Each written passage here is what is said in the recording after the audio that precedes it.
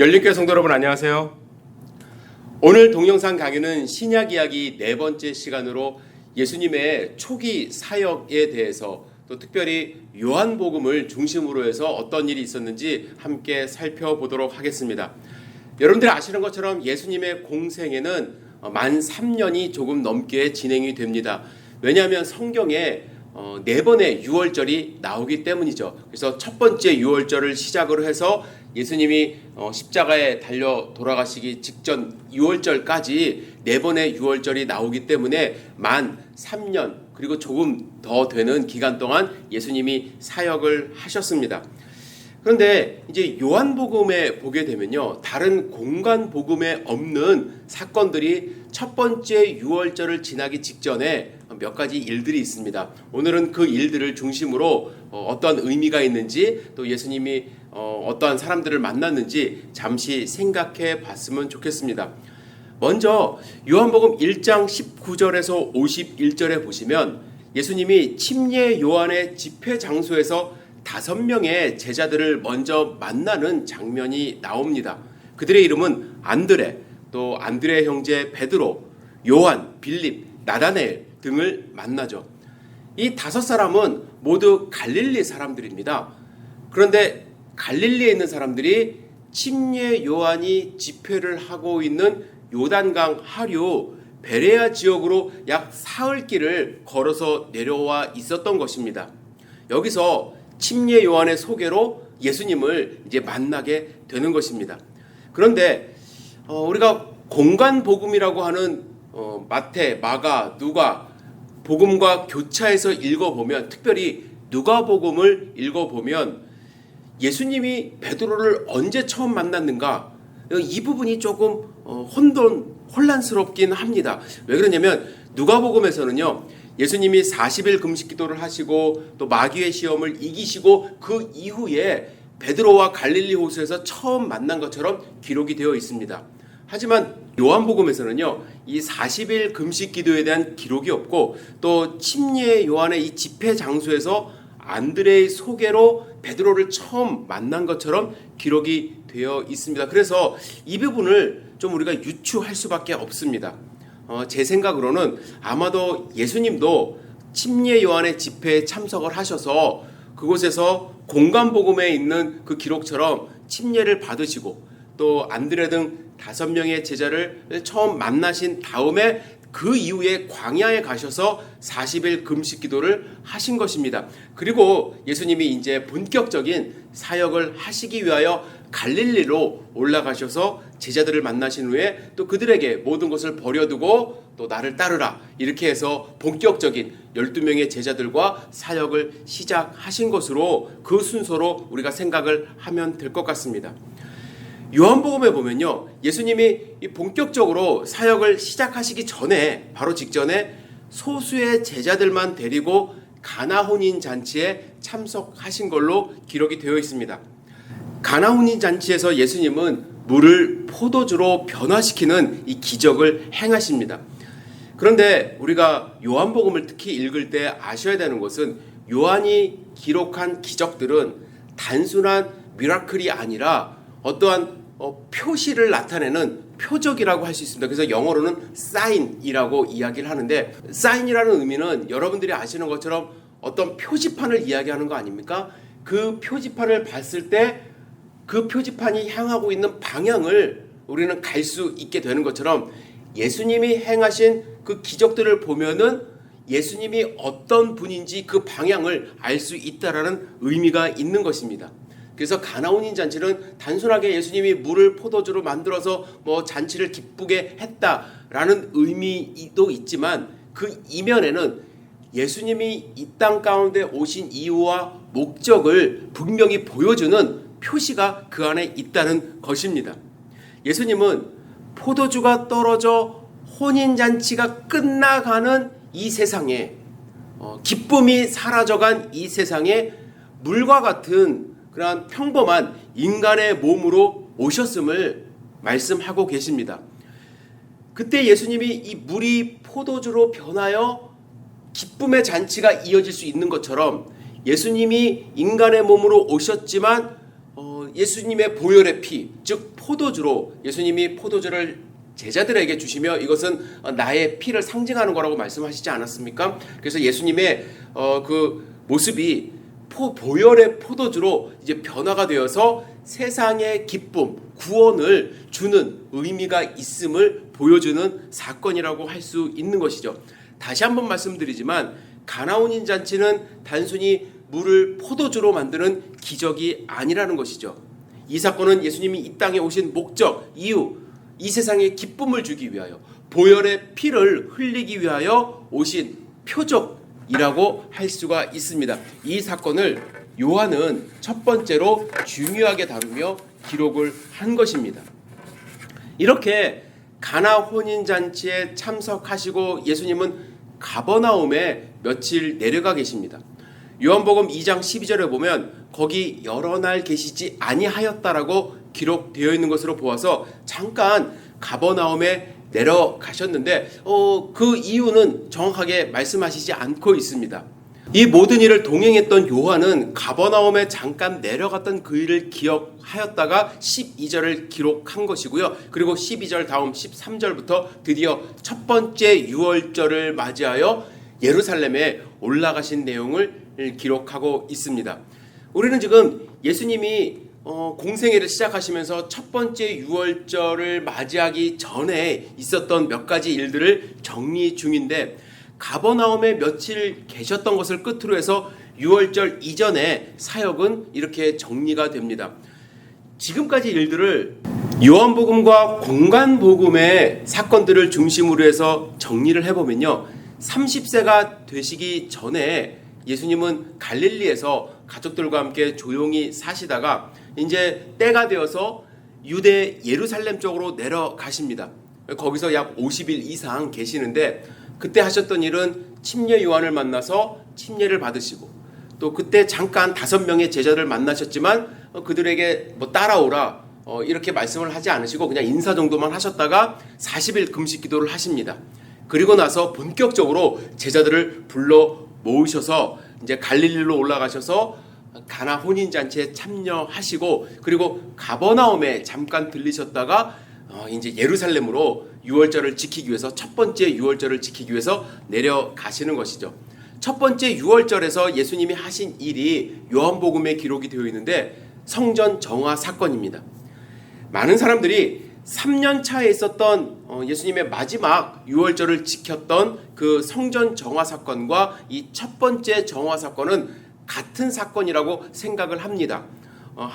하지만 이제 요한이 의미가 너무나도 있고 또 중요한 일이기 때문에 첫 번째로 기록했다고 생각을 하는데, 근데 저는 예수님이 아마 예루살렘을 방문하실 때마다 이 성전 정화를 하시지 않았을까 그런 생각도 듭니다. 왜 그러냐면 갈 때마다 그들은 변함이 없었고 부패된 성전을 보시면서 눈물을 흘리셨기 때문에 가실 때마다 예수님이 너희들이 성전을 강도의 구렬로 만들었다 하면서 이제 상을 엎으시고 그들을 깨우치시지 않았나 그런 생각을 할 수 있기 때문에 예수님이 2번 성전 정화를 했다라고 저는 생각을 합니다. 여러분, 예수님이 왜 이렇게 성전 정화를 하셨는지 여러분들이 아셔야 되는데, 그 당시 성전은요, 이 기득권 세력들이 돈을 벌기 위해 치밀하게 계획해 놓은 어떠한 조직과 같은 그러한 곳이었습니다. 대제사장 안나스는 로마로부터 제사장권을 돈 주고 샀기 때문에 자기가 이제 투자한 만큼 이제 뽑아야 되지 않습니까? 그래서 성전에서 장사를 할 수 있게끔 그 권한을 부여하면서 뒷돈을 받은 것으로 알려져 있습니다. 특히 그들이 장사했던 것은 2가지로 생각을 할 수 있는데, 첫 번째는 제사 때 드릴 동물들을 판 것입니다. 많은 사람들이 먼 곳에서부터 제사를 드리기 위해서, 특별히 유월절을 지키기 위해서 이제 이동을 하지 않습니까? 그때 가정에서 비둘기를 들고 올 수도 있고 양을 데리고 올 수도 있는데, 여러 날 오다 보면은 이 동물들이 성하지 않게 또 상처를 받을 수 있는 그런 상황이죠. 만약에 열심히 정성껏 데리고 왔는데, 양을 데리고 왔는데 제사장이 흠이 있다고 받지 않으면 그들은 상당히 난감해질 수 있지 않습니까? 그래서 이 성전에서는 서비스 차원에서 흠없는 동물들을 이제 뭐 상권을 가진 사람들에게 납품을 받으면서 이제 팔기 시작했던 것 같아요. 그런데 문제는 뭐냐면 그냥 시중 가격으로 팔지 않았다는 것이죠. 사료비를 첨가하기도 하고 또 보관료를 받기도 해서 좀 이득을 많이 챙겼던 것 같습니다. 그래서 동물들을 파는 사람들이 성전 안에 있었고요. 또 한 가지는 이제 환전 상인들이 있었습니다. 왜 환전 상인들이 필요했느냐? 유대인들은 1년에 한 번씩, 성인 남자들은요 1년에 한 번씩 성전에 세금을 내야만 했습니다. 이제 반세개씩 내야 했는데 성전에서는 그 당시 통용되고 있는 화폐를 받지 않았습니다. 왜냐하면 그 당시 통용되고 있는 화폐는 로마의 돈이어서 로마의 동전에는 이제 황제의 얼굴이 새겨져 있지 않습니까? 그래서 우리는 세상 돈 받지 않는다. 그래서 그들이 갖고 있었던 로마 돈을 유대교 돈 세겔로 이제 환전해주는 환전 상인들이 있었는데 지금도 여러분들이 뭐 달러를 한국 돈으로 바꿀 때 그냥 바꿔주진 않죠. 예, 은행마다 수수료를 받습니다. 그런데 이제 법적으로 지금이야 뭐 정해진 수수료가 이제 정해져 있을 수 있지만 그 당시는 자기 마음대로 수수료를 붙이고 또 환율도 정해서 받았다는 것이죠. 그래서 예수님은 그 모습을 보시면서 그렇지 않아도 가난하고 힘든 백성들의 돈을 뜯어가는 강도로 보신 것입니다. 그래서 동물들을 다 내쫓으시고 또 환전상인의 그 상을 뒤엎는 그러한 성전 정화 사건을 예수님이 하신 것입니다. 자, 이렇게 요한복음에서 첫 번째 성전 정화 사건이 있은 다음에 다른 공간 복음에는 나와 있지 않은 두 명의 사람을 만나는 일이 요한복음 3장과 4장에 나옵니다. 사도 요한은 이 사건이 또한 예수님의 이 땅에 오시는 궁극적인 이유와 목적을 알려주는 중요한 사건이라고 생각해서 특별히 기억했다가 기록을 한 것이라고 저는 생각을 하는데요. 예수님이 만난 첫 번째 사람은 니고데모라는 사람입니다. 니고데모는 사내들린 공의회 의원입니다. 사내들린 의원은 70명으로 구성이 되어 있는데요. 입법기관입니다. 그러니까 지금으로 말하면 국회의원쯤 되는 사람이죠. 그리고 바리새인이었습니다. 이 사람이 밤중에 예수님을 찾아옵니다. 왜 밤중에 찾아왔을까요? 다른 사람이 보지 못하게, 그러나 자기 마음 가운데는 풀리지 않는 숙제가 있어서 예수님께 찾아와서 묻습니다. 어떻게 하여야 영생을 얻을 수 있습니까?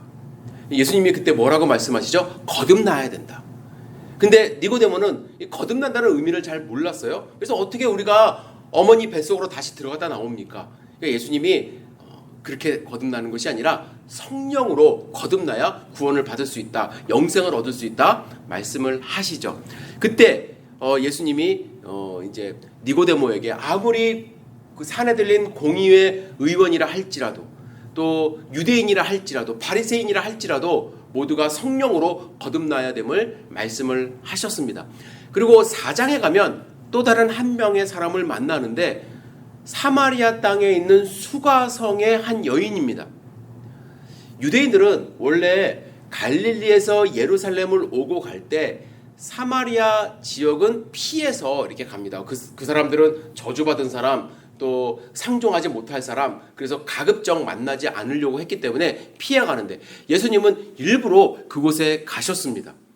그래서 한낮에 우물가에서 한 여인에게 물을 좀 길러서 나에게 달라고 말씀을 하시죠. 예수님이 뭐라고 말씀하셨냐면 내가 주는 물을 마시는 자는 영원히 목마르지 아니하리니 내가 주는 물은 그 속에서 영생하도록 솟아나는 샘물이 되리라고 말씀하시며 예수님이 그리스도 되심을 말씀하셨어요. 그리고 그 여인이 사마리아 땅에 그 수가성에 들어가서 내가 그리스도를 만났다, 다 같이 와서 보자, 뭐 이렇게 예수님을 증거하는 장면이 요한복음 4장에 나옵니다. 자, 니고데모와 이 수가성의 한 여인은 이 당시 시대 상황에서 아주 극단적으로 비교되는 두 인물입니다. 사람을 이렇게 표현해서 죄송한데 한 사람은 사회적으로 상당히 높은 지위에 있는 사람이었고요. 또 한 사람은 사회적으로 봤을 때 사람들이 피하는 좀 어떻게 이런 표현해서 죄송한데 천하게 취급했던 그러한 사람입니다. 니고데모는 남자였고요. 그 당시에는 남자가 중요했는데 남자였고 유대인의 최고 의결 기구는 사내들인 공의회 의원이었어요. 그러나 이 여인은 유대인이 아주 싫어했던 경멸했던 사마리아인이고 여인이었습니다. 그리고 5명의 남편이 있었던, 그래서 사람들의 눈을 피해서 사람들은 그 뜨거운 한낮에는 정오쯤 되는 시간이었는데 물을 길러 가지 않는데 사람이 없기 때문에 그때만 움직일 수 있었던 그러한 여인이었습니다. 사도 요한은 예수님이 이렇게 대조되는 두 사람의 만남을 통해서 하나님의 구원을 말씀하십니다. 하나님의 구원은 성별, 신분, 인종 이것을 다 뛰어넘는다는 것이에요. 모든 사람들에게 필요한 것이라는 것을 말씀하십니다. 그리고 중요한 것은 예수 그리스도를 믿음으로, 니고데모도 사실 필요 없어요. 니고데모가 어떠한 지위를 갖고 있었는지 필요 없이 예수님을 믿음으로써 성령의 거듭남으로 구원을 받는다고 말씀을 하신 것이고, 수가성 여인에게도 천한 게 문제가 되지 않는다. 사회적으로 지탄받는 것이 문제가 되지 않는다. 단지 예수님을 믿음으로 구원을 받을 수 있다는 것을 말씀을 하고 계십니다. 예수님은 이렇게 첫 번째 유월절을 예루살렘에서 지내실 때 약 8개월 정도 계셨습니다. 우리가 어떻게 8개월 계셨다는 것을 압니까? 라고 말씀을 하신다면 예수님이 사마리아 지방에 계실 때가 언제인지를 알면 됩니다. 요한복음 4장 35절에 보시면 앞으로 넉 달이 되면 곡식을 거둘 때가 된다고 하지 않았느냐, 이런 말씀이 있는데요. 이스라엘의 곡식을 거둘 때는 약 4월경이라고 합니다. 즉 6월절을 지내고 무교절의 안식을 지내고 난 다음부터 이제 곡식의 낫을 대기 시작을 한다는 것인데, 넉 달이 있으면 추수할 때가 된다는 것은 넉 달이 있으면 이제 4월이 된다는 것을 의미하는 것이죠. 예수님께서 지난 6월절에 갈릴리를 떠나서 예루살렘에 오셨으니까 사마리아에 계신 그때가 바로 약 12월쯤 되는 것입니다. 12월쯤 될 때에 넉 달이 지난 후에 이제 낫을 된다, 이렇게 말씀을 하시는 거예요. 예수님은 예루살렘 지역에서 약 8개월 정도로 머물리시면서 많은 일을 하시다가 이제 갈릴리로 가는 도중에 사마리아 수가성을 지나게 되시는 것입니다. 그리고 나서 4개월 후에 다시 6월절이 되면은 예루살렘으로 돌아오시게 됩니다.